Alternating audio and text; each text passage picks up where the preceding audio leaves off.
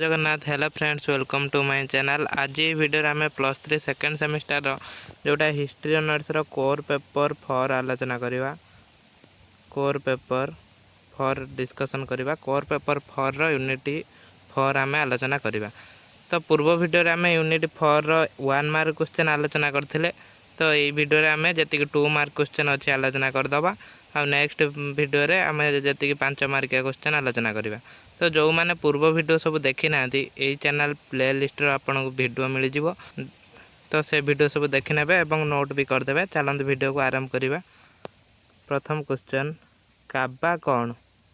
प्राचीन आरब देवोइन धार्मिक विश्वास काबा इस्लाम उपासना स्थली रूपे स्थान पाइला। ना काबाटा कौन था? इस्लाम जो उपासना स्थली नाम स्थान पाइला। मक्कार यह काबा मंदिर प्राग इस्लामीय परंपरा अनुसार पृथ्वीर प्रथम पुरुष आदम को द्वारा निर्मित होता।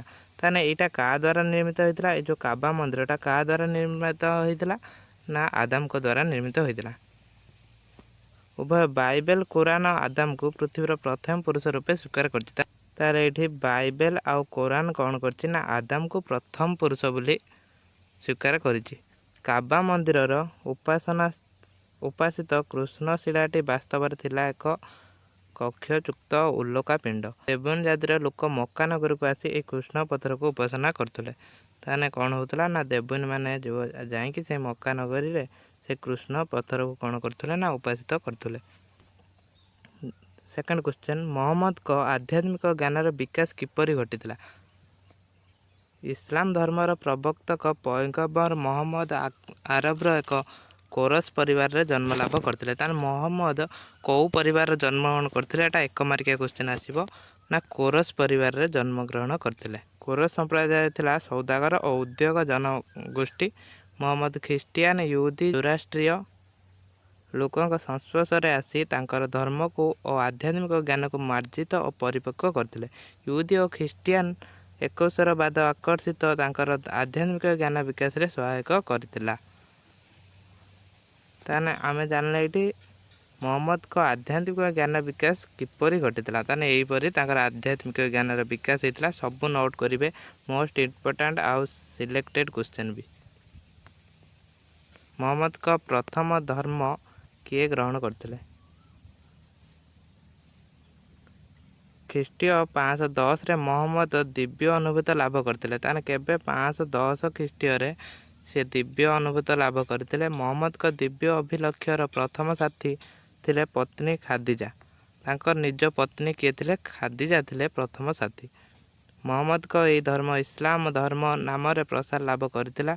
अंतरंग बंधु आबू बाकर पालित पुत्र अली और कृतदास भृत्य जैद यही नव धर्म रे प्रथमे दीक्षित होते। आबू बाकर प्रचेषार आउ 5 जन नेतृस्थानीय व्यक्ति और यही नूतन इस्लाम धर्म ग्रहण करते। सफा पहाड़ उपर मोहम्मद मक्का अधिवासी को ताकर प्रथम दिव्य ज्ञान संदेश प्रेरणा करते। यहाँ भी 1 मार्क क्वेश्चन आसपे। तो सबू नोट करेंगे, भल भाव पढ़े। इस्लाम राष्ट्र अभ्युदय किपरि घटी?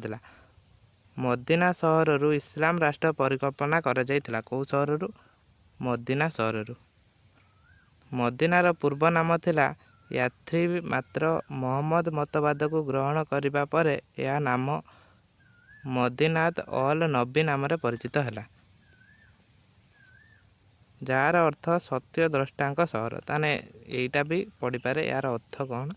एटा सत्य द्रष्टा सहर यार अर्थ। मोहम्मद का मतवाद इस्लाम और इस्लाम धर्मावलंबी मानक मुसलमान कहगला। मदीना सहर में मोहम्मद कुरान संकलन कर इस्लाम धर्म दर्शन को निर्दिष्ट रूप रेख देते। तापर 5 नंबर क्वेश्चन देखा, उम्मा कौन? ये जतिक क्वेश्चन अच्छी सब जाक मोस्ट इम्पोर्टेंट क्वेश्चन। उम्मा कौन? विभिन्न संप्रदाय धर्मांतरित होई इस्लाम धर्म ग्रहण करथिबा बहु जाति और बहु धार्मिक अनुगामी माने को एकत्रित करने मोहम्मद एक संविधान प्रस्तुत करथिले। यही संविधान इस्लाम धर्म ग्रहण करथिबा विभिन्न जनजाति लोकों को गोटे संप्रदायर परिचित कला। ये नूतन संप्रदाय को उम्मा कहगला। उम्मा मुख्यतः एक आरबी शब्द। यार अर्थ होचे मुसलमान जनसाधारण का समष्टि। देखो तो या पर जो पीडीएफ रोचे भल से पढ़ी हो नथिबो।